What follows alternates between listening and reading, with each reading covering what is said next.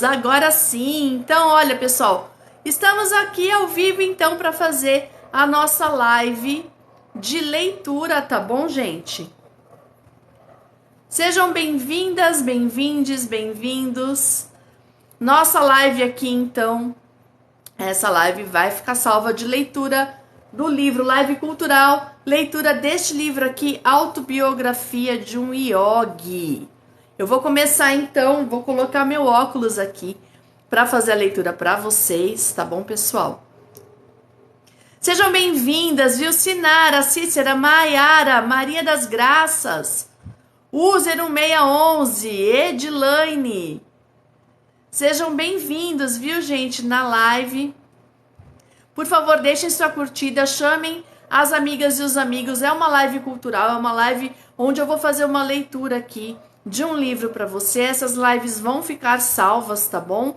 Vocês podem assistir depois no meu canal, assim como tá no vídeo que eu coloquei ali na minha página inicial.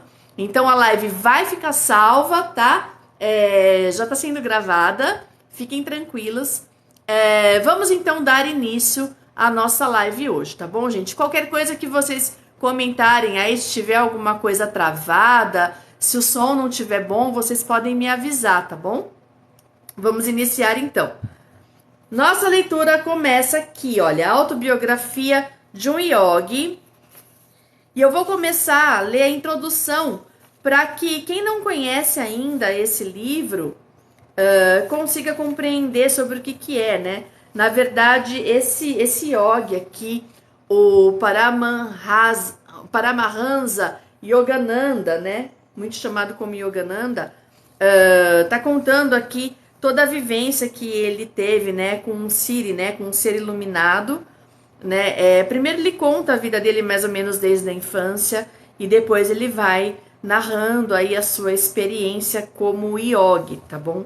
Então aqui fala muito sobre os princípios também da yoga, mas não tanto como uma prática física, e sim como uma prática de iluminação, de elevação, né, na verdade, espiritual pra gente, tá? Então sejam bem-vindos, eu vou começar a leitura para vocês, da introdução. Começa com a seguinte nota. A experiência do encontro com Paramahansa Yogananda está gravada em minha memória como um dos acontecimentos inesquecíveis de minha vida. Quando olhei para o seu rosto, meus olhos foram quase cegados por um esplendor, uma luz de espiritualidade que literalmente dele se irradiava. Sua infinita suavidade, sua encantadora gentileza envolveram-me como um cálido raio de sol. Pude ver que sua compreensão e sua percepção interior iam até o mais mundano dos problemas, apesar dele ser um homem do espírito. Nele encontrei um verdadeiro embaixador da Índia, sendo portador e divulgador da essência da antiga sabedoria indiana no mundo. Palavras do Dr. Binay R. Sen, ex-embaixador da Índia nos Estados Unidos. Para todos os que conheceram Paramahansa Yogananda pessoalmente, sua vida e seu próprio ser eram um testemunho convincente do poder e da autenticidade da antiga sabedoria que apresentou ao mundo. Nos últimos 50 anos, os inúmeros leitores de sua autobiografia atestam a presença nas páginas do livro da mesma luz de autoridade espiritual que irradiava de sua pessoa.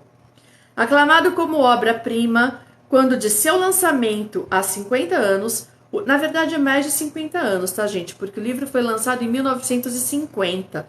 Então esse livro aqui, ele já tá há mais de 20 anos, né? Uma edição de mais de 20 anos atrás. Então é bem mais de 50 anos já, uns 70 e poucos anos já. Nos últimos 50 anos, os inúmeros leitores de sua autobiografia atestam a presença nas páginas do livro da mesma luz de autoridade espiritual que irradiava de sua pessoa. Desculpa, eu voltei, né?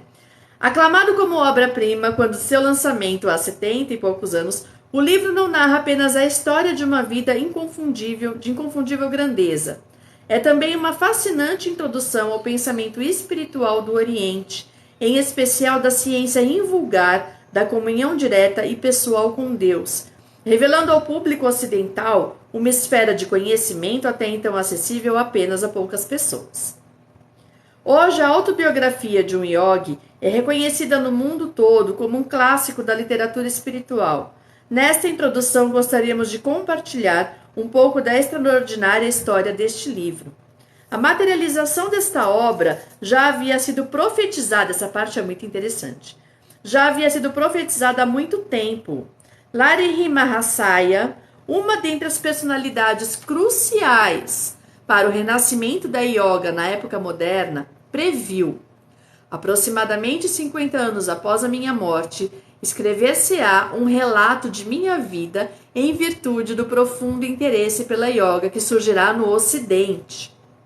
A mensagem da yoga rodeará o globo, ajudará a estabelecer a fraternidade entre os homens, uma unidade baseada na percepção direta do Pai Único. Muitos anos mais tarde, Swami Sri Yukteswar, nobre discípulo de Lahiri Mahasaya, relatou esta profecia a Sri Yogananda. Você deve fazer sua parte em divulgar essa mensagem e em escrever sobre essa vida sagrada, declarou. Foi em 1945, exatamente 50 anos após Lahiri Mahasaya ter abandonado seu corpo, que Paramahansa Yogananda terminou a autobiografia de um yogi. Bem-vindo, Fábio!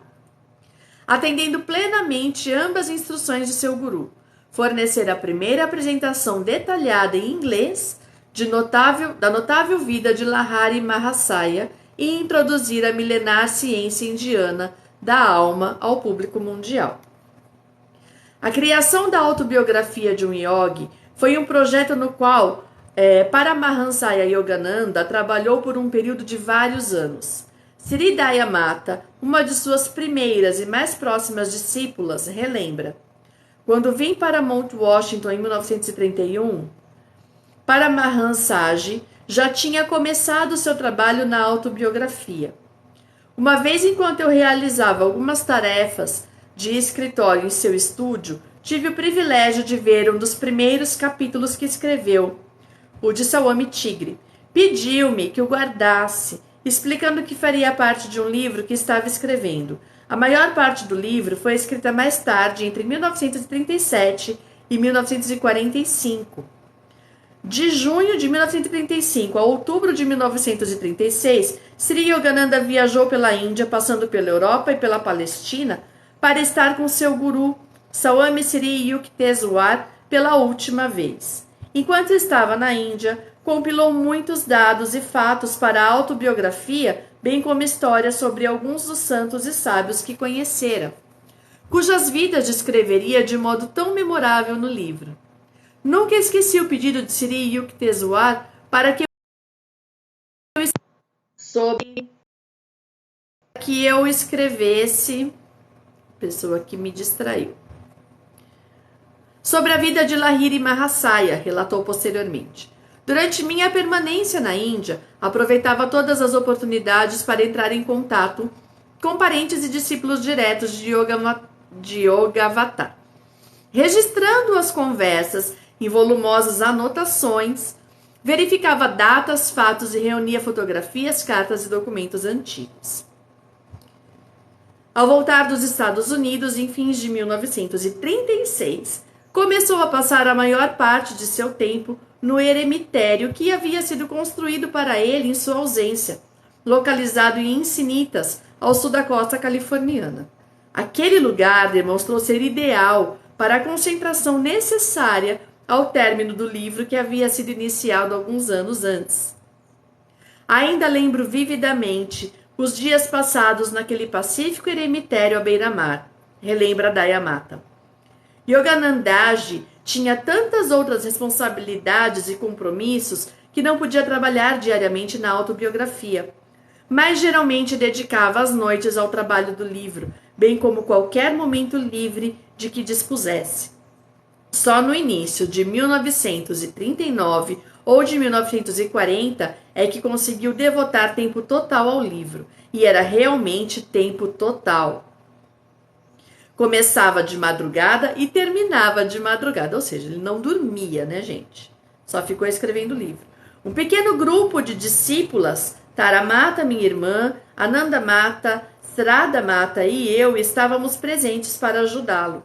Depois que cada parte era datilografada, ele a entregava a Taramata para que desempenhava a tarefa de redatora. Que preciosas lembranças! Conforme escreveu, ele revivia interiormente as sagradas experiências que registrava. Seu propósito divino era compartilhar a alegria e as revelações encontradas na companhia de santos e de grandes mestres e na própria percepção pessoal do divino. Com frequência fazia uma pausa com o olhar elevado e o corpo imóvel, arrebatado no estado de profunda comunhão com Deus, denominado Samadhi. O aposento inteiro enchia-se com uma aura de amor divino tremendamente poderosa. Para nós, discípulos, o simples fato de estarmos presentes nessas horas significava a elevação a um estado superior de consciência. Finalmente, em 1945, chegou o jubiloso dia do término do livro. Paramahansaji escreveu as palavras finais: Senhor, tu deste a este monge uma grande família. Então pousou a caneta na mesa e exclamou alegremente: tudo pronto, terminei. Este livro mudará a vida de milhões de pessoas, será meu mensageiro quando eu não estiver mais aqui. Taramata ficou então com a responsabilidade de encontrar uma casa editora. Olha só, gente, olha a saga, hein? Paramahansa Yogananda conhecera Taramata em 1924, ao fazer uma série de palestras e aulas em São Francisco. Dona de rara percepção espiritual interna, tornou-se parte do pequeno círculo de discípulos mais avançados. Suas habilidades de compilação e redação eram tidas no mais alto apreço por Paramahansaji, que costumava dizer que ela possuía uma das mentes mais brilhantes que conhecia. Ele apreciava o vasto conhecimento dela e sua compreensão da sabedoria das escrituras indianas, observando em certa ocasião: além de Sri Yukteswarji, meu grande guru, Taramata é a pessoa com quem mais apreciei conversar sobre filosofia indiana. Taramata levou o manuscrito para Nova York, mas encontrar uma editora não foi tarefa fácil. Como ocorre com frequência, a verdadeira envergadura de uma grande obra nem sempre é reconhecida pelas pessoas convencionais. Devido ao despertar da era atômica, havia uma ampliação da consciência coletiva humana, com a compreensão crescente da sutil unidade da matéria, energia e pensamento. Apesar disso, os editores daquela época não estavam preparados para capítulos como Materialização de um Palácio no Himalaia e O Santo de Dois Corpos. Durante um ano, Taramata viveu em um pequeno apartamento parcamente mobiliado, sem calefação ou água quente, enquanto percorria as casas editoriais. Finalmente, um dia, pôde enviar um telegrama com boas notícias. A Philosophical Library, respeitada editora nova-iorquina, tinha aceitado publicar a autobiografia. É impossível tentar descrever o que Taramata fez pelo livro. Se não fosse por ela, o livro nunca teria ido adiante, disse Sri Yogananda. Um pouco antes do Natal de 1946, os tão esperados livros chegaram ao Monte Washington. A obra foi saudada pelos leitores e pela imprensa mundial, com um torrente de elogios. Jamais houve em inglês ou em qualquer outra língua europeia algo como esta apresentação da yoga, escreveu a Columbia University Press em sua publicação Review of Religions. O New York Times proclamou um raro relato. A revista Newsweek registrou: o livro de Yogananda é mais uma autobiografia da alma do que do corpo. É um estudo fascinante, comentado com clareza de um modo de vida religioso engenhosamente descrito no exuberante estilo oriental. E aí eles começam a mostrar aqui, sejam bem-vindos, viu, gente? Muito bem-vindos à leitura do livro. Mostram aqui vários jornais e revistas, primeiramente na Inglaterra e nos Estados Unidos, e depois em outras partes do mundo, tá? como Itália, Xangai, Holanda, Alemanha, Grécia, Áustria. Aqui a Alemanha de novo, elogiando, né? Elogiando o livro, elogiando a importância desse livro, tá? Que finalmente foi publicado. Uma segunda edição, essa parte aqui também é muito importante. Uma segunda edição foi rapidamente preparada em 1951. Uma segunda edição, desculpem, foi rapidamente preparada e, em 1951, uma terceira edição. Além de revisar e atualizar partes do texto, bem como eliminar passagens que descreviam atividades e planos da organização que já não se aplicavam mais, Paramahansa Yogananda acrescentou um último capítulo, um dos mais longos do livro, abrangendo o período 1940 a 1951. Numa nota de rodapé, no novo capítulo escreveu: muito material novo no capítulo 49 foi acrescentado na terceira edição do livro 1951. Respondo neste capítulo a várias perguntas sobre a Índia, a yoga e a filosofia védica. Sri Yogananda escreveu na nota do autor da edição de 1951. Fiquei profundamente comovido ao receber cartas de milhares de leitores. Seus comentários e o fato de que o livro foi traduzido em muitas línguas dão-me incentivo para acreditar que o Ocidente encontrou nestas páginas uma resposta afirmativa à pergunta: a ciência da yoga pode ter lugar e valor significativo na vida do homem moderno? Com o passar dos anos, os milhares de leitores tornaram-se milhões, e o apelo universal e duradouro da autobiografia de um yogi tornou-se cada vez mais evidente. 50 anos após a primeira publicação do livro, 70 e poucos, o mesmo ainda surge nas listas dos best-sellers metafísicos e inspiradores. Um raro fenômeno. Disponível em diversos idiomas, atualmente é usado em faculdades e universidades de todo o mundo, em cursos das mais diferentes matérias: filosofia, religião orientais, literatura inglesa, psicologia, sociologia, antropologia, história e até mesmo administração de empresas. Como Lahiri Mahasaya previu, há mais de 100 anos, a mensagem da yoga e sua antiga tradição de meditação realmente abraçaram o globo. Na edição de outubro de 1986... Obrigada pelos presentes, gente! O periódico metafísico New Frontier escreveu: talvez mais conhecido pela autobiografia de um yogi que inspirou incontáveis milhões em todo o mundo, Paramahansa Yogananda, como Gandhi, trouxe a espiritualidade à corrente principal da sociedade. É razoável afirmar que Yogananda fez mais para colocar a palavra yoga em nosso vocabulário do que qualquer outra pessoa. O respeitado acadêmico Dr. Davi Frawley, diretor do American Institute of Vedic Sciences, Instituto Americano de Ciências Védicas, declarou no período bimestral Yoga Journal de outubro-novembro de 1996. Pode-se dizer que Yogananda é o pai da yoga no Ocidente. Não a mera yoga física, que se tornou popular, mas a yoga espiritual, a ciência de autorrealização, que é o verdadeiro sentido da yoga. O professor Ashutosh Das, PhD, doutor em literatura da Universidade de Calcutá, declara: a autobiografia de um yogi é considerada como um Upanishad, um apanhado da nova era. Aplacou a sede espiritual de centenas de milhares de buscadores da verdade em todo o mundo. Na Índia, observamos fascinados e maravilhados a fenomenal difusão da popularidade deste livro sobre filosofia e santos indianos. Sentimos grande satisfação e grande orgulho no fato de o néctar imortal do Santana Dharma da Índia, as eternas leis da verdade, ter sido preservado no cálice dourado da autobiografia de um yogi. Que coisa linda, né? Bem-vinda, Lu!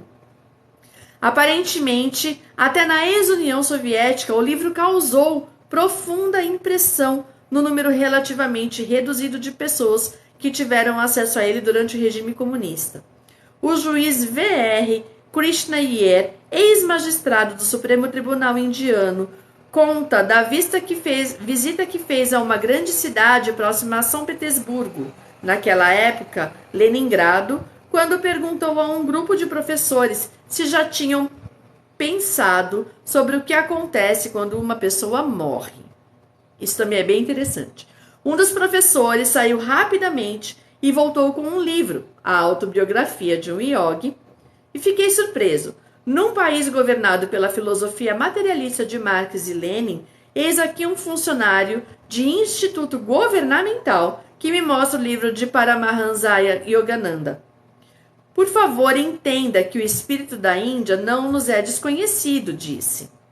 Aceitamos a autenticidade de tudo o que está registrado no livro. Um artigo publicado em 21 de abril de 1995 no India Journal conclui: dentre os milhares de livros anualmente publicados, existem os que divertem, os que instruem e os que edificam. O leitor pode se considerar afortunado quando encontrar um livro que reúne as três coisas. A autobiografia de um yogi é ainda mais rara. É um livro que abre janelas da mente e do espírito. Realmente, gente, é um livro maravilhoso. Passado meio século desde o lançamento da autobiografia de um yogi, esperamos que todos os leitores desta obra inspiradora, tanto os que o encontraram pela primeira vez, quanto os que consideram um velho e estimado companheiro no caminho da vida, descubram suas próprias almas abrindo-se para aprofundamento da fé na verdade transcendente que está no centro dos aparentes mistérios da vida. No último capítulo do livro, Paramahansa Yogananda escreve sobre a profunda certeza que tem sido afirmada e reafirmada ao longo de eras por santos e sábios de todas as religiões do mundo. Deus é amor. Seu plano para a criação só pode ter origem no amor. Será que este simples pensamento, em vez de raciocínios eruditos, não oferece consolo ao coração humano? Todos os santos que penetraram no âmago da realidade testemunharam que um plano universal divino existe e que é belo e pleno de alegria. Los Angeles, Califórnia, dezembro de 1996. Oi, Tata Rodrigues, bem-vinda. Essa é a introdução, pessoal. Eu vou agora beber um golezinho de água apenas, que tá aqui do meu lado já. E vou ler o primeiro capítulo também para vocês, tá bom? Nessa live. E aí a gente vai seguindo aí aproximadamente no máximo 2 capítulos, aproximadamente 1 hora de live para cada 1 ou 2 capítulos em cada live, tá? Vai ser mais ou menos isso.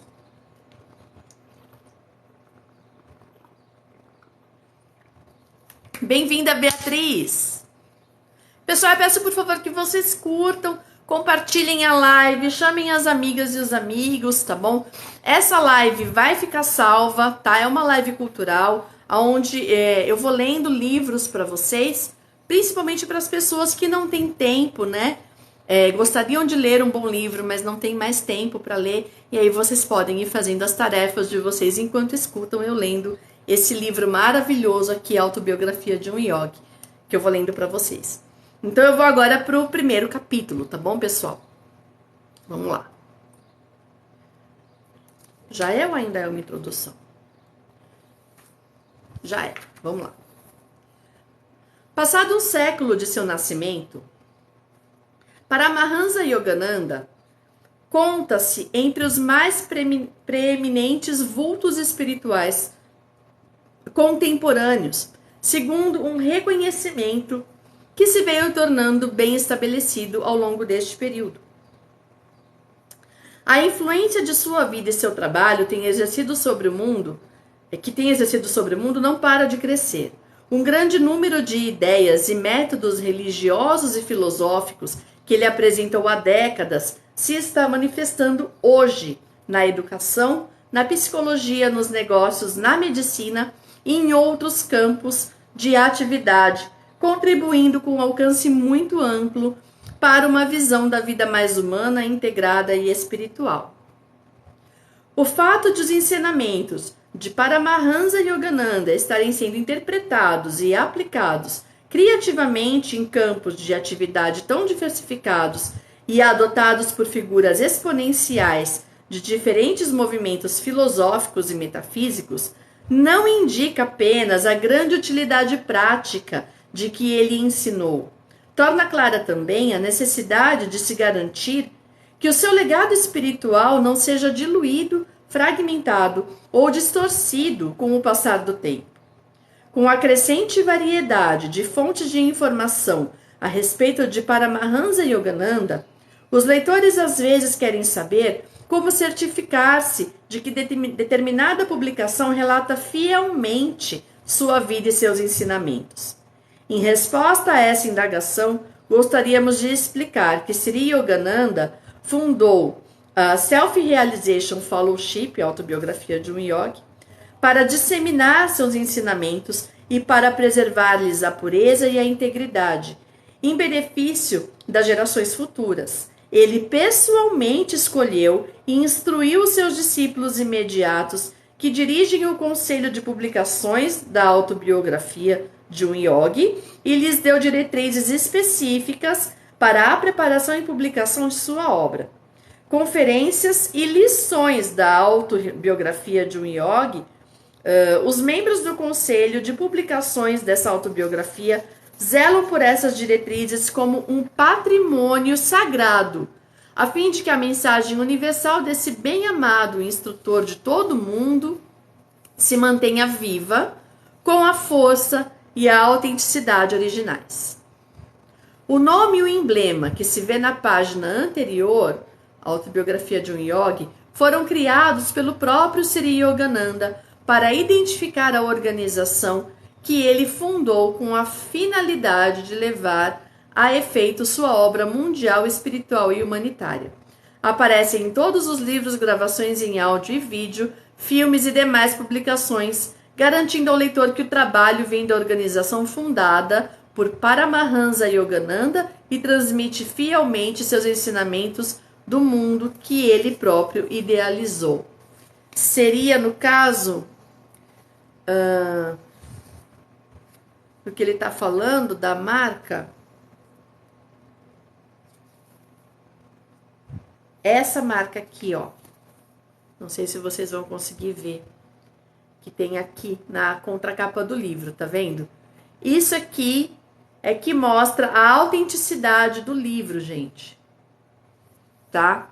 Para dizer que foi realmente, o livro é fiel a tudo que o Yogananda escreveu, tá bom? Continuando. A eterna lei de justiça. A bandeira da Nova Índia, independente, 1947, é formada por 3 listas. A bandeira, né? Falando da bandeira mesmo. A bandeira aqui, ó. Bandeira da Índia, tá? Uma cor de açafrão, outra branca e a terceira verde escuro. A Dharma Chakra, roda da lei, que tá aqui no meio, tá vendo? Em azul marinho, é reprodução do desenho que aparece na coluna de pedra de Sarnath, erigida no século III a.C. pelo imperador Ashoka. A roda foi escolhida como símbolo da eterna lei de justiça e incidentalmente como homenagem à memória do mais ilustre soberano do mundo. O seu reinado de 40 anos não tem paralelo na história, escreveu o historiador inglês H.G. Rawlinson. Ele foi em diferentes épocas comparada a Marco Aurélio, São Paulo e Constantino. 250 anos antes de Cristo, Ashoka teve a coragem de expressar seu horror e remorso pelos resultados de uma campanha bélica vitoriosa e de renunciar deliberadamente à guerra como processo político. Os domínios que Ashoka herdou incluíam a Índia, o Nepal, o Afeganistão e o Baluquistão. Foi o primeiro internacionalista enviando missões religiosas e culturais a Birmânia, Ceilão, hoje Sri Lanka, Egito, Síria e Macedônia.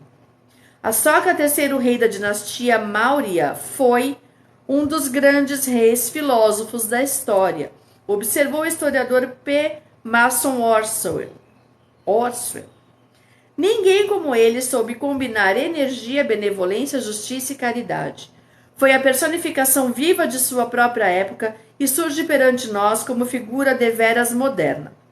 No decurso de longo reinado, conseguiu aquilo que a nós parece a mera aspiração de um visionário, desfrutando do maior poderio material possível, organizou a paz. Realizou para muito além de seus vastos domínios o que tem sido o sonho de algumas religiões, a ordem universal, uma ordem abraçando a humanidade. Dharma, a lei cósmica, visa a felicidade de todas as criaturas. Nesses seus éditos inscritos em rochas e em colunas de pedras que sobreviveram até nossos dias, Asoka afetuosamente adverte aos súditos de seu extenso império de que a felicidade se fundamenta na moralidade e na santidade. A Índia moderna, aspirando renovar a eminência e a prosperidade que durante milênios conheceu, presta homenagem em sua nova bandeira à memória de Asoka, o soberano querido dos deuses. E agora sim, vamos de fato. Sejam bem-vindos, pessoal, sejam bem-vindas ao primeiro capítulo da autobiografia de um yogi. Então, primeiro aparece aqui, eu não sei se vocês conseguem ler, o mapa da Índia, tá bom? Na época, né, que o Sri Yogananda era vivo, né, ó, o mapa anterior a 1947. No noroeste, há seções que agora fazem parte do Paquistão e no nordeste de Bangladesh, tá bom? Então aqui, ó, esse é o mapa da Índia anterior a 1947. Vamos lá. E o primeiro capítulo fala o seguinte: meus pais e minha infância. Os traços característicos da cultura indiana têm sido desde sempre a busca das verdades últimas e a concomitante relação entre guru e discípulo. Meu próprio caminho conduziu-me a um sábio semelhante a Cristo. Sua vida maravilhosa fora cinzelada para a posteridade. Foi ele um dos grandes mestres que constituem a mais autêntica riqueza da Índia. Surgindo em todas as gerações, tais vultos ergueram os baluartes que evitaram a seu país o destino de civilizações extintas como a do Antigo Egito e da Babilônia. Minhas recordações mais antigas abrangem traços anacrônicos de uma encarnação anterior. Lembro-me claramente de uma existência longínqua como yogi entre as neves do Himalaia. Esses lampejos do passado, por alguma ligação adimensional, permitiram-me também vislumbres do futuro. Ainda me lembro das indefesas humilhações da infância. Era com ressentimento que tinha consciência de ser incapaz de me locomover e de me expressar livremente. Sucessivas ondas de oração erguiam-se dentro de mim ao reconhecer essa impotência física. Minha forte vida emocional exprimiu-se mentalmente em palavras de muitas línguas. Entre a confusão interna de idiomas, habituei-me pouco a pouco a ouvir as sílabas bengales de meu povo. Como se enganam os adultos ao avaliar o alcance de um cérebro infantil, julgando-o limitado aos brinquedos e aos dedinhos dos pés.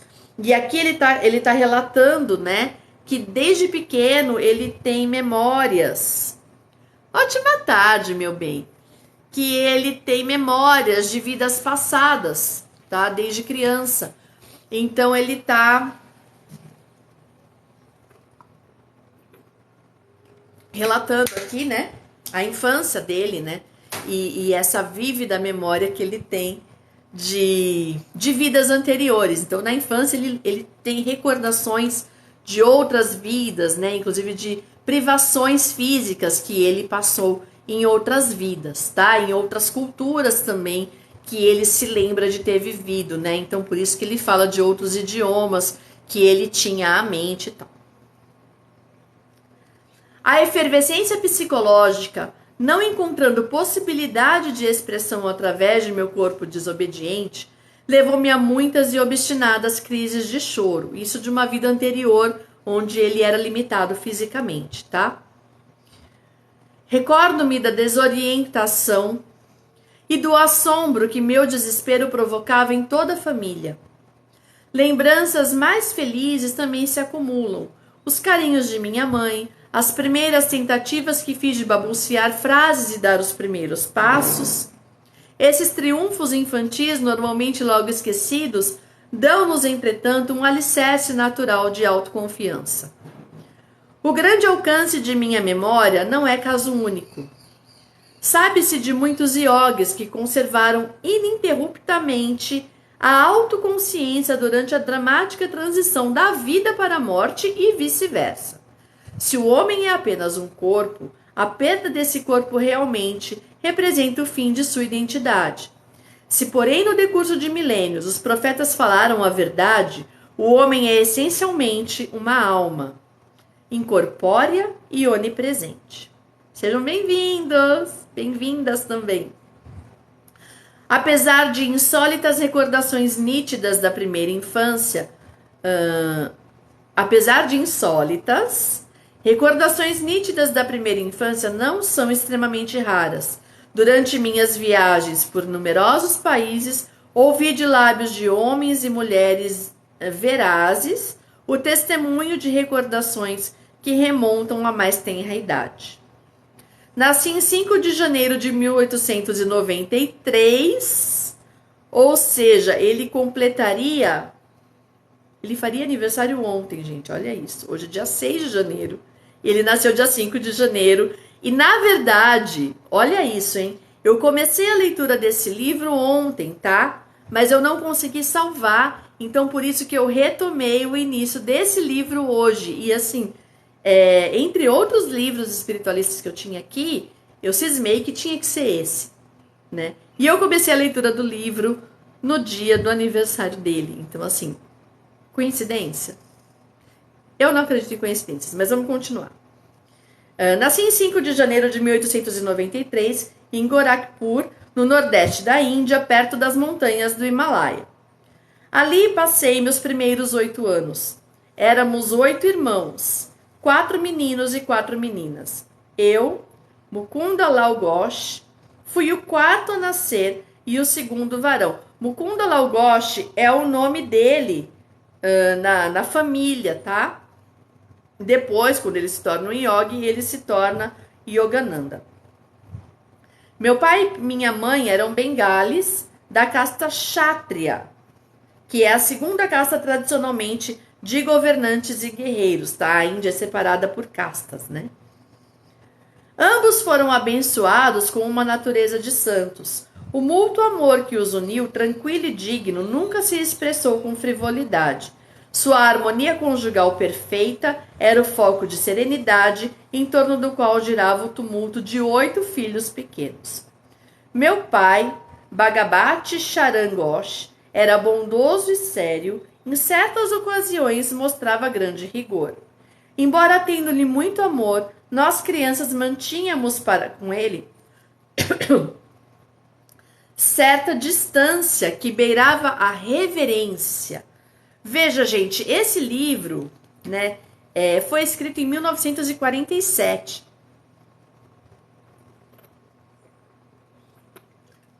Na verdade, ele começou a escrever antes, né? Em 1947 foi a primeira publicação. Obrigada, Coisas de Luna, pelo presente. Ele começou a escrever o livro em 1930 e poucos, tá? 32 ou 37, algo assim. Então, assim, por isso que ele tem um linguajar, né, mais antigo um pouco, né, porque aqui é ele mesmo relatando, e ele fala, né, desse rigor, né, dessa rigidez que os povos mais antigos tinham, e talvez na Índia ainda seja dessa forma, tá, não com tanto rigor, mas ainda tenha bastante rigor na educação, na cultura deles, né, de uma forma geral. Então, vamos lá. Excepcional em matemática e lógica, o pai dele, tá? Guiava-se principalmente por seu intelecto. Minha mãe, porém, era uma rainha de corações e educou-nos inteiramente através do amor. Depois de sua morte, papai externou mais sua ternura interior. Notei que seu olhar muitas vezes parecia se metamorfosear no olhar de minha mãe. Foi em presença de mamãe que tratávamos os primeiros contos agridoces com as escrituras. Ela recorria ao Mahabharata e ao Ramayana. Esses antigos poemas épicos são um tesouro da história, mitologia e filosofia da Índia. Para dali retirar histórias adequadas às exigências disciplinares, né? Eles são muito religiosos, né? Nessas ocasiões, instrução e castigo caminhavam de mãos dadas. Em sinal de respeito por meu pai, mamãe nos vestia cuidadosamente todas as tardes para recebê-lo ao regressar do escritório. O cargo por ele ocupado era equiparável ao de vice-presidente em uma das maiores companhias ferroviárias da Índia, a de Bengala Nagpur. Seu trabalho implicava em viagens. Nossa família viveu em diversas cidades durante minha meninice. Mamãe tinha a mão aberta para os necessitados. Papai também era caridoso, mas seu respeito à lei e à ordem e até o orçamento doméstico. Certa quinzena, mamãe gastou alimentando os pobres mais do que a renda mensal de papai. Por favor, tudo o que peço é que seja caridosa dentro de limites razoáveis. Mesmo uma repreensão suave de seu esposo era de suma gravidade para minha mãe. Sem revelar aos filhos seu desacordo com papai, fez vir uma carruagem de aluguel. Olha só, a mãe dele. Adeus. Vou-me embora para a casa de minha mãe. Antiquíssimo ultimato. Rompemos em lamentos estupefatos. Nosso tio materno chegou no momento oportuno. Segredou a meu pai algum sábio conselho, certamente provindo da mais priscas eras. Depois de papai ter pronunciado algumas palavras de conciliação, mamãe alegremente dispensou a carruagem. Assim terminou a única divergência de que tive conhecimento entre meus pais. Gente, olha que maravilhoso isso. Recordo-me, porém, de uma discussão característica. Por favor, preciso de 10 rúpias para dar a uma pobre mulher que veio bater à nossa porta. O sorriso de mamãe era persuasivo. Por que 10 rúpias? Uma é bastante. Papai acrescentou uma justificação. Quando meu pai e meus avós faleceram subitamente, eu soube pela primeira vez o que era pobreza. De manhã comia unicamente uma pequena banana antes de caminhar vários quilômetros até a escola. Mais tarde, na universidade, sofri tais privações que me vi forçado a pedir a um abastado juiz o auxílio de 1 rúpia por mês. Ele recusou, declarando que mesmo 1 rúpia era importante. Com que amargura você lembra e recusa dessa rúpia? O coração de minha mãe agiu com lógica instantânea. Você quer que essa mulher também se lembre dolorosamente da recusa de 10 rúpias de que necessita com urgência? Você ganhou. Com o gesto imemorial dos maridos derrotados, meu pai abriu a carteira. Aqui está uma nota de 10 rúpias. Entregue-a com os meus melhores votos de felicidade. Papai tinha a tendência de primeiro dizer não a qualquer proposta nova. Sua atitude perante aquela desconhecida, que tão depressa conquistara a compaixão de minha mãe, era um exemplo de sua cautela habitual. Na verdade, a aversão à aceitação imediata é apenas uma homenagem ao princípio da reflexão necessária. Sempre achei meu pai justo e equilibrado em seus julgamentos. Se eu pudesse reforçar meus numerosos pedidos com 1 ou 2 bons argumentos, ele invariavelmente punha a meu alcance o objetivo ambicionado, fosse uma viagem de férias ou uma nova motocicleta. Meu pai foi um austero disciplinador de seus filhos quando pequenos, mas sua atitude para consigo mesmo era verdadeiramente espartana. Por exemplo, nunca frequentou o teatro, mas buscava recreação em várias práticas espirituais e na leitura do Bhagavad Gita. Repudiando qualquer luxo, usava um mesmo par de sapatos velhos até que se tornassem imprestáveis. Seus filhos compraram automóveis depois que seu uso se tornou popular, mas papai contentava-se com o bonde para ir diariamente ao escritório. Bem-vinda, Luciano Moreira! Bem-vindo, né? Ele não tinha interesse em acumular dinheiro por amor ao poder. Certa ocasião, depois de organizar o Banco Urbano de Calcutá, recusou beneficiar-se disso e não guardou para si nenhuma das ações do banco. Desejara apenas cumprir um dever cívico nas horas de folga. Vários anos depois de meu pai ter se aposentado, um contador veio da Inglaterra para a Índia a fim de examinar os livros da ferrovia Bengala Nagpur. Surpreso, o auditor descobriu que papai jamais havia requerido suas bonificações vencidas. Ele fez sozinho o trabalho de 3 homens. O contador informou a companhia. Tem a ver 125 mil rúpias, 41.250 dólares de remunerações atrasadas, remunerações que ele teve e ele nunca pegou. O tesoureiro enviou ao papai um cheque com esse valor. Meu pai deu tão pouca importância ao assunto que esqueceu de mencioná-lo à família. Muito tempo depois, meu pai foi interrogado por Bishnu, meu irmão mais moço, que notara a grande quantia depositada ao ver o extrato do banco. Por que me exaltar com um lucro material? Papai respondeu. Quem procura alcançar a serenidade mental não se rejubila com o lucro, nem se desespera com a perda. Sabe que o homem chega sem dinheiro a este mundo e dele parte sem levar uma única rúpia. Pouco depois de seu casamento, meus pais tornaram-se discípulos do grande mestre Lahiri Mahasaya, de Benares. Esta associação fortaleceu o temperamento naturalmente ascético de meu pai. Certa ocasião, mamãe fez uma confidência notável à minha irmã mais velha, Roma. Seu pai e eu nos unimos como marido e mulher apenas uma vez por ano, com o intuito de termos filhos. Meu pai conheceu pela primeira vez Lahiri Mahasaya por intermédio de Abhinash Babu, funcionário de um ramal da estrada de ferro Bengala Nagpur, em Gorakhpur. Abhinash Babu instruía meus jovens ouvidos com cativantes histórias sobre muitos santos da Índia. Concluía invariavelmente prestando tributo às glórias superiores de seu próprio guru. Alguma vez lhe contaram em que circunstâncias extraordinárias seu pai se tornou discípulo de Lahiri Mahasaya?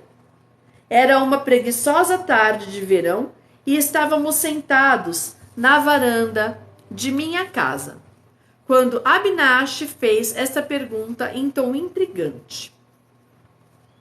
Neguei com a cabeça, sorrindo antecipadamente de satisfação. Ou seja, vem a história do meu pai por aí, né? Aí ele continuou, o Abhinash. Anos atrás, antes de você nascer, supliquei a meu chefe, seu pai, uma licença de 7 dias, a fim de visitar meu guru em Benares. Seu pai ridicularizou meu plano. Vai se converter num fanático religioso? Perguntou-me. Concentre-se em seu trabalho no escritório, se quiser progredir. Naquele dia, voltando tristemente para casa por uma vereda no bosque, encontrei-me com seu pai, que era transportado numa liteira. Ele dispensou servidores e a liteira, passando a caminhar ao meu lado. Procurando me consolar, começou a discorrer sobre as vantagens de lutar pelo sucesso mundano. Mas eu o escutava sem prestar atenção. Meu coração repetia, Lahiri Mahasaya, não posso viver sem te ver. O caminho levou-nos à orla de um campo tranquilo, onde os raios do sol ao entardecer coroavam a ondulante elevação do capim bravo. Paramos em admiração, e ali no campo, a alguns metros de nós, apareceu subitamente a forma de meu grande guru. Bhagabati, você é muito duro com seu funcionário. A voz ressoava em nossos ouvidos atônitos. Meu guru desapareceu tão misteriosamente como viera. De joelhos, eu exclamava, Lahiri Mahasaya, Lahiri Mahasaya. Durante alguns momentos, seu pai ficou imobilizado pelo assombro. Abinash, além de conceder sua licença, concedendo também a minha, a fim de partirmos amanhã para Benares. Devo conhecer esse grande Lahiri Mahasaya, capaz de se materializar à vontade para interceder por você. Levarei minha esposa e pedirei a esse mestre que nos inicie na senda espiritual. Você nos levará até ele? Sem dúvida, eu transbordava de alegria ante a resposta miraculosa à minha prece e a rápida e favorável alteração no curso dos acontecimentos. Na noite seguinte, seus pais e eu viajamos de trem para Benares. Chegando lá no dia seguinte, contratamos um trole para cobrir parte do caminho e depois tivemos de andar por roelas estreitas para chegar à isolada morada de meu guru. Entrando em sua pequena sala, fizemos uma reverência ao mestre, firme na habitual postura de lótus. Ele piscou os olhos penetrantes e fixou-os em seu pai. Bhagabati, você é muito duro com seu funcionário. As palavras eram as mesmas pronunciadas 2 dias antes no campo de Gorakhpur. E acrescentou, alegro-me por haver permitido a Abinash visitar-me e terem vindo você e sua esposa em companhia dele. Quer dizer, como é que o guru sabia, né? Ele tinha acabado de chegar. Vai vendo. Para a alegria dos dois, iniciou-os na prática espiritual de Kriya Yoga. Seu pai e eu, com discípulos espirituais, temos sido amigos íntimos desde o memorável dia da visão. Lahiri Mahasaya manifestou particular interesse em seu nascimento, Mukunda. Sua vida estará certamente relacionada com a dele. As bênçãos do mestre nunca falham. Lahiri Mahasaya deixou este mundo pouco depois de eu nele haver entrado. Seu retrato em moldura ornamentada sempre honrou o altar de nossa família, nas várias cidades para onde meu pai era transferido pelo escritório. Muitas manhãs e noites nos encontraram a minha mãe e a mim em meditação ante o improvisado altar, oferecendo flores aromatizadas com pastas de sândalo. Juntando incenso e mirra às nossas devoções, honrávamos a divindade que se manifestara plenamente em Lahiri Mahasaya. Sua fotografia teve influência extraordinária em minha vida.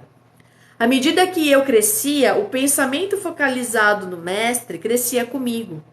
Em meditação, via com frequência sua imagem fotográfica destacar-se da pequena moldura e, assumindo forma vivamente, sentar-se diante de mim. Quando tentava tocar os pés de seu corpo luminoso, ele voltava a se transformar em fotografia. Com o passar da infância para a adolescência, Lahiri Mahasaya deixou de ser em minha mente uma pequena imagem emoldurada, passando a ser presença viva e iluminadora. Em momentos de prova e confusão, costumava invocá-lo em uma prece, encontrando em meu interior sua confortante orientação.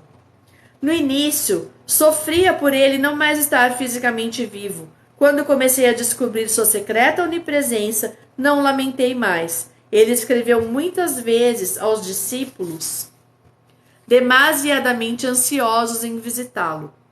Por que vir examinar minha carne e meus ossos, quando estou sempre dentro do âmbito de seu Kutata? Kutata significa olho espiritual. Aos 8 anos de idade aproximadamente, fui abençoado com uma cura maravilhosa graças ao retrato de Lahiri Mahasaya. Essa experiência intensificou meu amor. Deixa eu me ajeitar aqui um pouquinho, gente, peraí. Rapidinho aqui, só para dobrar a perna, antes de contar a experiência que ele teve de cura com um retrato de...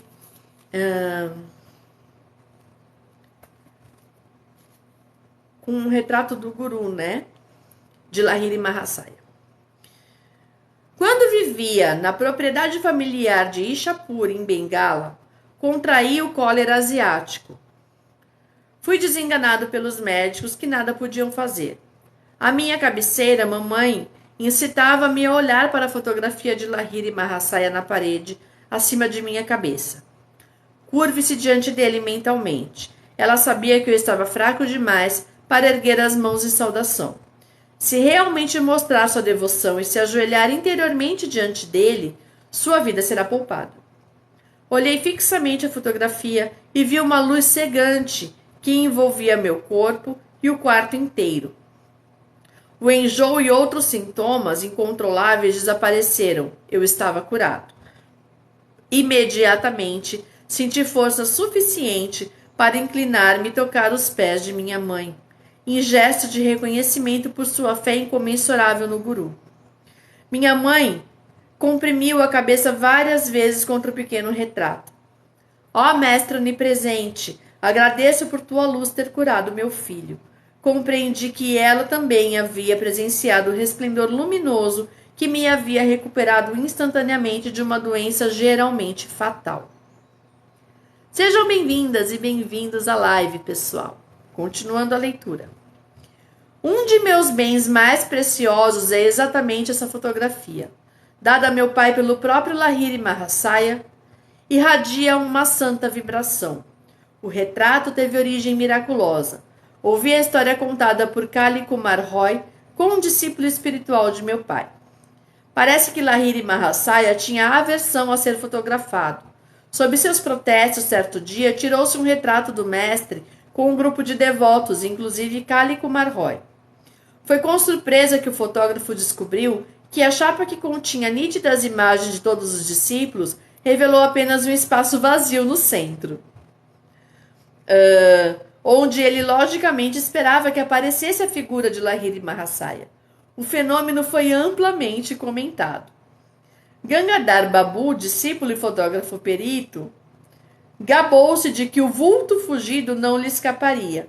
Na manhã seguinte, quando o guru estava em posição de lótus num assento de madeira com um biombo por trás, Gangadhar Babu chegou com seu equipamento. Tomando todas as precauções para ser bem-sucedido, sofregamente bateu 12 chapas. Em todas encontrou a imagem do assento de madeira com o biombo, mas de novo faltava a figura do mestre. Oi, quanto tempo! Em lágrimas e com orgulho despedaçado, Gangadhar Babu apelou ao guru. Passaram-se muitas horas antes que Lahiri Mahasaya quebrasse o silêncio com um significativo comentário. Eu sou espírito.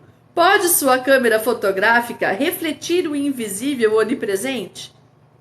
Vejo que é impossível, mas Santo Senhor desejo amorosamente um retrato de seu templo corpóreo. Minha visão era limitada. Até hoje não tinha percebido que o espírito habita plenamente no Senhor. Olha só que lindo isso, né? Mateus Camilo, bem-vindo. Então regresse amanhã de manhã. Pousarei para você. O fotógrafo novamente focalizou sua máquina. Desta vez, a sagrada figura não coberta de imperceptibilidade misteriosa apareceu nítida na chapa. O mestre jamais pousou para outro retrato, pelo menos eu nunca vi outro. A fotografia é reproduzida neste livro. Os traços fisionômicos de Lahiri Mahasaya, de casta universal, dificilmente indicam a raça que pertencia. A alegria da comunhão com Deus é ligeiramente revelada em seu sorriso enigmático. Seus olhos semiabertos para indicar o interesse simbólico pelo mundo externo também estão semicerrados, revelando sua absorção na bem-aventurança interior. Alheio às insignificantes alterações da terra, estava sempre plenamente alerta aos problemas espirituais dos que buscavam por sua generosidade.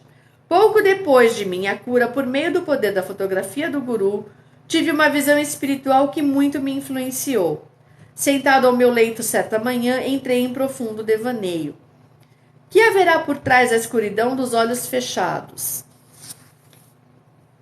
Este pensamento inquiridor dominou minha mente. Olá, tudo bom? Como está? Eu estou bem, e você? Bem-vindo ou bem-vinda. Um imenso clarão de luz manifestou-se instantaneamente em minha visão interior. Divinas figuras de santos sentados em posturas de meditação, em cavernas de montanhas, passavam como imagens de um filme em miniatura na grande tela brilhante dentro de minha testa. Quem são vocês? Perguntei em voz alta. Somos yogis do Himalaia. É difícil descrever a resposta celestial, meu coração vibrava. Ah, como anseio ir ao Himalaia e tornar-me um de vocês. A visão desapareceu, mas os raios prateados expandiram-se em círculos cada vez maiores até o infinito. Que maravilhoso esplendor é este? Eu sou Ishwara, eu sou luz. A voz era de nuvens murmurantes. Quero unir-me a ti. Do lento desvanecer-se de meu êxtase divino, ficou-me um legado permanentemente de inspiração para buscar a Deus. Ele é a alegria eterna, sempre renovada. Essa lembrança perdurou muito após o dia do arrebatamento místico. Outra recordação de minha infância é literalmente marcante, tanto que carrego sua cicatriz até hoje. Certa manhã bem cedo, minha irmã mais velha, Uma, estava sentada comigo sob uma árvore de neem em nossa casa de Gorakhpur. Ela me ajudava no estudo de minha primeira cartilha em Bengali e nos momentos em que eu consentia desviar minha vista de alguns papagaios que ali perto bicavam os frutos maduros da amargoseira. Queixou-se Uma de certo inchaço em sua perna e foi buscar um frasco de unguento. Untei meu antebraço com um pouco da pomada. Por que esfrega remédio num braço sadio? Bem, mana, sinto que amanhã vou ter um furúnculo. Estou experimentando um unguento no lugar onde a inflamação vai aparecer. Seu mentirosinho! Mana, não me chame de mentiroso até ver o que acontecerá amanhã. A indignação tomou conta de mim. Sem se deixar impressionar, Uma repetiu 3 vezes a ofensa. Uma resolução inflexível soou em minha voz quando lhe disse lentamente: pelo poder da vontade em mim, afirmo que amanhã terei um enorme furúnculo exatamente neste lugar do meu braço. E o seu furúnculo estará 2 vezes mais inchado que hoje. A manhã seguinte me encontrou um robusto furúnculo no lugar indicado. O de Uma tinha duplicado suas dimensões. Com um grito, minha irmã correu para a mamãe. Mukunda converteu-se em adepto de magia negra. Muito séria, mamãe instruiu-me a jamais usar o poder da palavra para fazer o mal. Olha só, gente, ele aprendeu em criança, tá? Ele aprendeu isso em criança, né? A jamais usar o poder da palavra para proferir o mal. Tem muito adulto aí que até hoje não aprendeu essa lição ainda. Sempre recordei sua recomendação e a segui. Um cirurgião lancetou meu furúnculo. Uma cicatriz visível até hoje mostra onde o médico fez a incisão. Em meu antebraço direito existe um constante lembrete do poder existente na pura palavra humana. Aquelas frases simples e aparentemente inofensivas a Uma, pronunciadas com profunda concentração, possuíram suficiente força oculta para explodir como bombas e produzir efeitos definidos, embora prejudiciais. Mais tarde compreendi que o explosivo poder vibratório da fala poderia ser sabiamente dirigido para libertar nossa vida de dificuldades e assim operar sem deixar cicatrizes ou censuras. Nossa família transferiu-se para Lahore, em Punjab. Lá comprei uma gravura da Mãe Divina sob forma da deusa Kali, que santificou um pequeno altar informal na sacada de nossa casa. Fui tomado pela plena convicção de que todas as preces que fizesse naquele lugar sagrado seriam atendidas. Certo dia... Peraí, gente, que eu acho que eu pulei uma página. Tá. Certo dia, de pé na sacada, em companhia de Uma, observei 2 meninos empinando papagaios de papel sobre o telhado de 2 edifícios vizinhos, separados de nossa casa por uma rua extremamente estreita. Por que está tão quieto? Perguntou-me Uma, dando-me um empurrão de brincadeira. Estou pensando como é maravilhoso que a Mãe Divina me dá tudo o que quero. Suponho que ela lhe daria aqueles 2 papagaios. Minha irmã riu caçoando de mim. Por que não? Iniciei silenciosas orações para obtê-los. Na Índia, os meninos fazem competições de papagaios, no Brasil também, né? Cujas linhas são recobertas de cola e vidro moído. Cada jogador procura cortar a linha de seu adversário. A gente conhece, né, gente? Eles estavam lá empinando pipa, entendeu? E tinha cerol na linha da pipa. É isso aí, tá? Um papagaio solto voa sobre os telhados. É muito divertido ir apanhar. Estando uma e eu numa sacada interna recoberta de telhas, parecia impossível que um papagaio solto viesse cair em nossas mãos. Sua linha naturalmente passaria flutuando sobre o telhado. Do outro lado da estreita viela, os competidores começaram o combate. Uma das linhas foi cortada e imediatamente o papagaio flutuou em minha direção. Devido a uma súbita ausência de brisa, o papagaio permaneceu imóvel por um momento. Nessa pausa, a linha enroscou-se em um cacto que havia no terraço da casa em frente. Um longo e perfeito laço havia se formado para que eu o pegasse. Passei o troféu a uma. Foi apenas um acidente fora do comum, não uma resposta à sua prece. Se o outro papagaio vier até você, então acreditarei, a irmã dele respondeu. Os olhos negros de minha irmã denunciavam mais assombro que suas palavras. Continuarei a orar intensamente. Um puxão mais forte do outro jogador causou a brusca perda de seu papagaio. Este veio em minha direção, dançando com o vento. Meu prestativo ajudante, o cacto, novamente prendeu a linha do papagaio com um laço suficientemente longo para que meu braço o alcançasse. Apresentei o segundo troféu a uma. Realmente, a Mãe Divina o escuta. É tudo misterioso demais para mim. E minha irmã disparou a correr como uma corça assustada. Pessoal, esse livro, Autobiografia de um Yogi, é um livro maravilhoso. Eu estou então terminando aqui a leitura da introdução e do primeiro capítulo do livro, tá bom? Estamos aí, acho que mais ou menos 1 hora de live já. Embora eu não sei por onde eu consigo contar quanto tempo de live. Mas olha, já deu 74 minutos, né? Um pouco mais de 1 hora. Então, essa live vai ficar salva, tá bom, gente? Se vocês olharem lá um vídeo que eu deixei, o último vídeo que eu deixei na minha página, vocês vão ver lá que a live vai ficar salva. Então, quem perdeu o comecinho, pode assistir depois o vídeo gravado, tá bom? Que eu vou deixar no meu canal, que é o mesmo nome daqui, né? A Mística Online. Então vocês vão poder assistir lá no canal, e assim como os próximos capítulos também, vocês vão poder assistir por lá ou nas próximas lives que eu vou fazer, tá bom?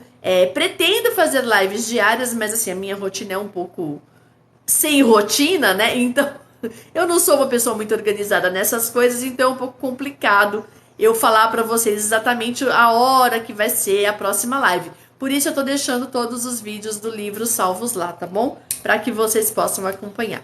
Então eu agradeço muito todo mundo que esteve até aqui comigo, todo mundo que curtiu, que mandou presente. Eu espero que vocês estejam conosco nas próximas lives de leitura do livro Autobiografia de um Yogi, nessa nova forma, nesse novo formato que eu tô querendo trazer para vocês, que é a live cultural com leitura de livros. Um beijo enorme para todo mundo. Muito obrigada. Deixa eu desligar aqui a gravação.